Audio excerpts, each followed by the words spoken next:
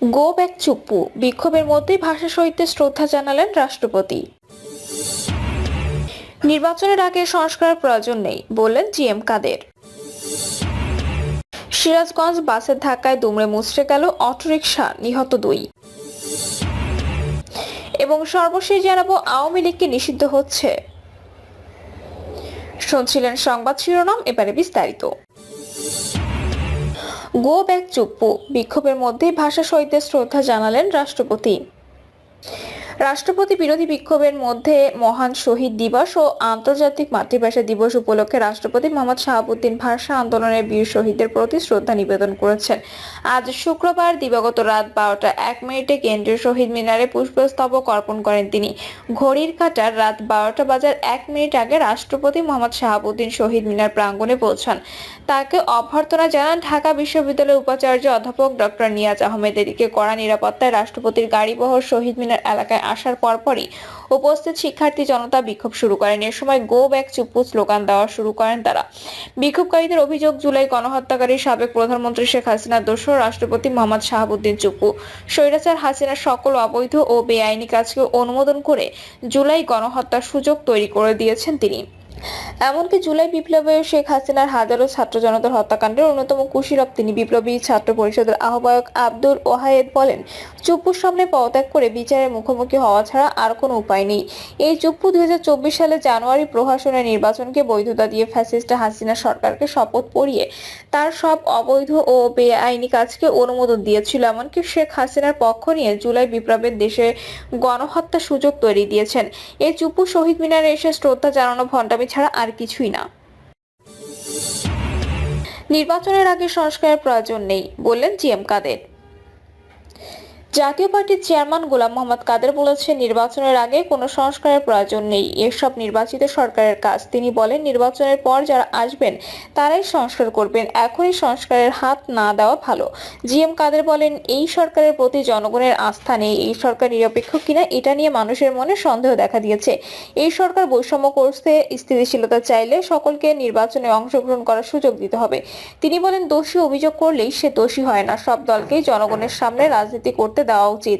জাতীয় পার্টির চেয়ারম্যান বলেন, দেশ এখন খারাপের দিকে যাচ্ছে, মানুষের অবস্থা ভালো না। সমস্ত রাজনৈতিক দলের অংশগ্রহণের নির্বাচন হতে হবে। আমরা কি আন্দোলন করতেই থাকবো? তাহলে দেশ কোথায় যাবে?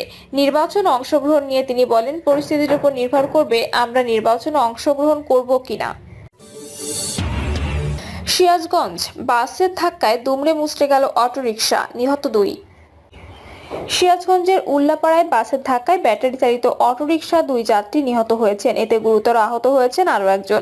প্রত্যক্ষদর্শী জানান, বেপরোয়া গতির যাত্রীবাহী একটি বাস কক্সবাজারের উদ্দেশ্যে যাচ্ছিল। বাসটি চালা এলাকায় পৌঁছে অটোরিকশাকে পেছন থেকে ধাক্কা দেয়। এতে ঘটনাস্থলে 2 জন নিহত হন।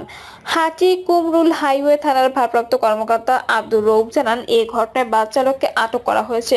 তাদের বিরুদ্ধে আইনানুগ ব্যবস্থা গ্রহণ করা হবে। আওয়ামী লীগকে নিষিদ্ধ হচ্ছে।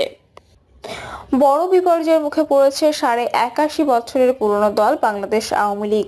আন্দোলন দমনের নামে অতিরিক্ত বল প্রয়োগ ও গণহত্যার অভিযোগ উঠেছে দলটির বিরুদ্ধে। সম্প্রতি প্রকাশিত জাতিসংঘের প্রতিবেদনে আওয়ামী লীগ ও শেখ হাসিনার বিরুদ্ধে জুলাই আন্দোলনে চরমভাবে মানবাধিকার লঙ্ঘন ও 1400-এর বেশি মানুষকে হত্যার অভিযোগ আনা হয়েছে।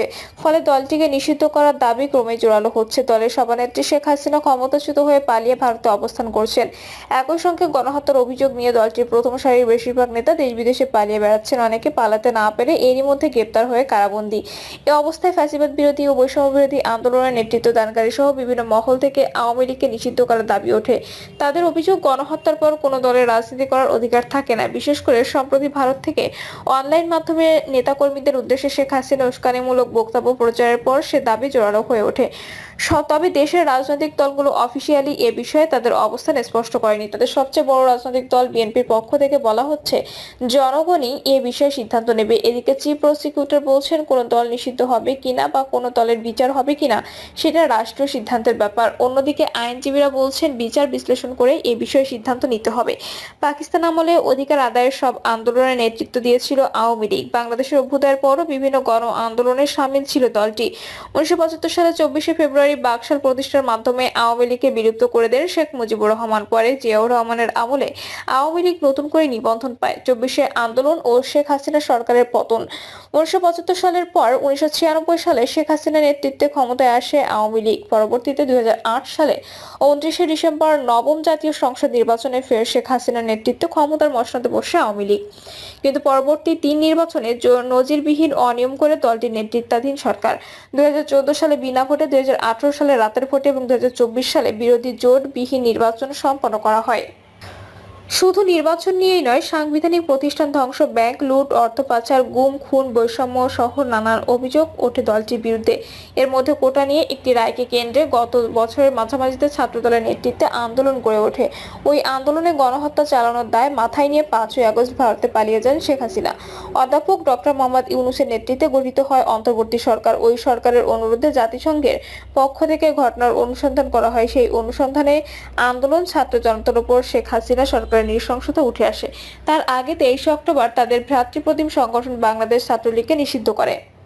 সন্ত্রাস বিরোধী আইন 2009 এর ধারা 18 এর উপধারা 1 এর ক্ষমতা বলে ছাত্রলীগকে নিষিদ্ধ করে গেজেট জারি করে। পাশাপাশি জুলাই আন্দোলনে গণহত্যার অভিযোগে আন্তর্জাতিক অপরাধ ট্রাইব্যুনালে সাবেক প্রধানমন্ত্রী, মন্ত্রী, আমলা, বিভিন্ন বাহিনীর সদস্য, সাবেক বিচারপতির বিরুদ্ধে মামলা করা হয়। সে মামলাগুলো তদন্তাধীন রয়েছে।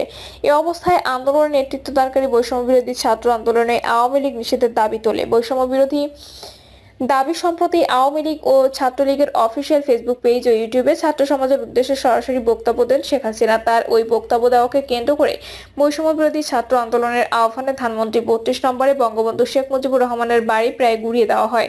নিষিদ্ধের দাবি তোলা হয় আওয়ামী লীগকে। এ বিষয়ে সামাজিক যোগাযোগ মাধ্যম ফেসবুকে প্রতিনিয়ত পোস্ট করে বৈষম্য বিরোধী ছাত্র আন্দোলনের আহ্বায়ক হাসনাত আব্দুল্লাহ। ধানমন্ডি 32 নম্বরে ভাঙচুরের পর গাজীপুরের হামলায় আহত কাশিমের মৃত্যুর ঘটনা উল্লেখ করে হাসনাত আব্দুল্লাহ লিখেছেন, প্রতি বিপ্লবের প্রথম শহীদ আমার এই ভাই। ইন্টারিম আওয়ামী লীগ নিষিদ্ধ করতে হবে। একই দিন আওয়ামী লীগ নিষিদ্ধের দাবি জানিয়ে আরও 2টি পোস্ট করেন তিনি। পরে 12ই ফেব্রুয়ারি শহীদ মিনারে কফিন মিছিল করা হয়। সর্বশেষ বৈষম্য বিরোধী ছাত্র আন্দোলনে এর শীর্ষ নেতা এক জরুরি পোস্টে 1400 জনকে হত্যা ও হাজার হাজার মানুষকে নির্যাতনের অভিযোগ তুলে আওয়ামী লীগের নিষিদ্ধের দাবি তোলেন। এমন পরিস্থিতিতে আওয়ামী লীগ নির্বাচন থাকতে পারবে কিনা তা নিয়ে স্পষ্ট কিছু বলেনি নির্বাচন কমিশন। তারা বিষয়টি সময়ের হাতে ছেড়ে দিয়েছে। নির্বাচন কমিশন কি বলছেন? 16 ফেব্রুয়ারি দুপুরে নির্বাচন ভবনে আওয়ামী লীগ আগামী নির্বাচনে থাকতে পারবে কিনা এমন প্রশ্নের জবাবে নির্বাচন কমিশনার মোহাম্মদ আনোয়ারুল ইসলাম সরকার বলেন, আমাদের এ বিষয়ে বলার সময় এখনো আসেনি, আরেকটু অপেক্ষা করতে হবে। অপেক্ষা বলতে আরো সময় লাগবে। এ বিষয়ে আমরা এখনো কিছু বলতে চাচ্ছি না। সময়ই বলে দেবে, সময়ই আমাদের গাইড করবে, সময়ই বলবে আমরা কি সিদ্ধান্ত নিচ্ছি। বিষয়টি নির্বাচন কমিশন ও সময়ের উপর ছেড়ে দিলেও বিএনপি সিদ্ধান্তের ভার দিয়েছে জনগণের উপর। 13 ফেব্রুয়ারি গুলশানে চেয়ারপারসনের কার্যালয়ে এক সংবাদ ব্রিফিংয়ে সাংবাদিকদের প্রশ্নের জবাবে মির্জা ফখরুল ইসলাম আলমগীর বলেন, এটা তো আমরা পরিষ্কার করে বলেছি যে জনগণ উইল ডিসাইড।